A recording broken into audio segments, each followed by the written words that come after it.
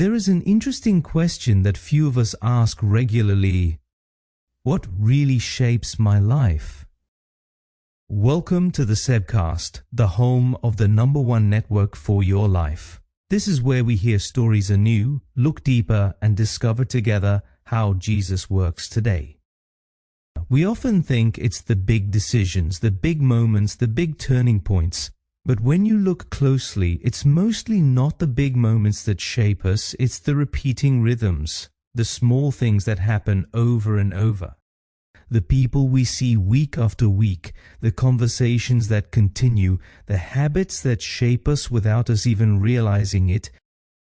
In Luke 5, we read a short, almost inconspicuous sentence about Jesus. But he often withdrew to lonely places and prayed. The key word there is often, not once, not just when it was hard, often. In other words, Jesus' life was shaped by rhythms, rhythms of withdrawal, rhythms of prayer, rhythms of community.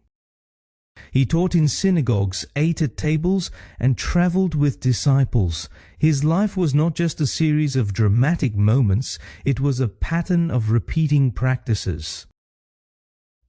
We underestimate the power of rhythm.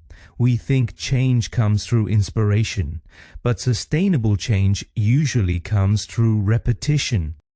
The question is not just, what inspires me? The question is, what do I repeat? Who do I see regularly?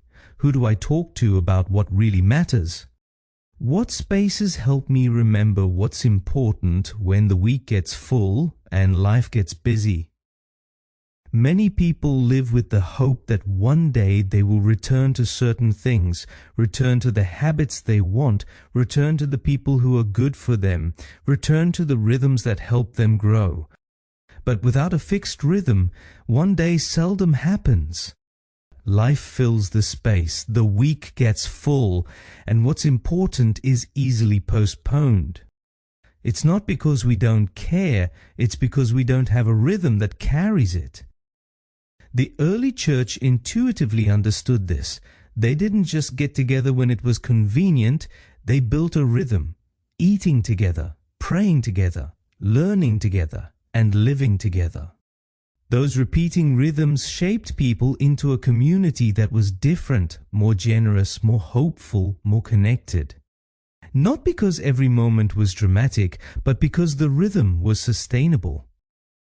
At the SA congregation, we talk about the #1 network for your life, where you live, work, and play. Part of that vision is to create rhythms that shape your life over time. Not just moments of inspiration, but spaces of repetition. Because ultimately your life is shaped by what you do over and over, and by who you see over and over. And maybe that's the invitation, not just to wait for big moments, but to intentionally build rhythms that help you become who you hope to be. Because over time, rhythms do something that moments can't. They shape you slowly but surely in the direction you live. I invite you to come participate in the SA congregation.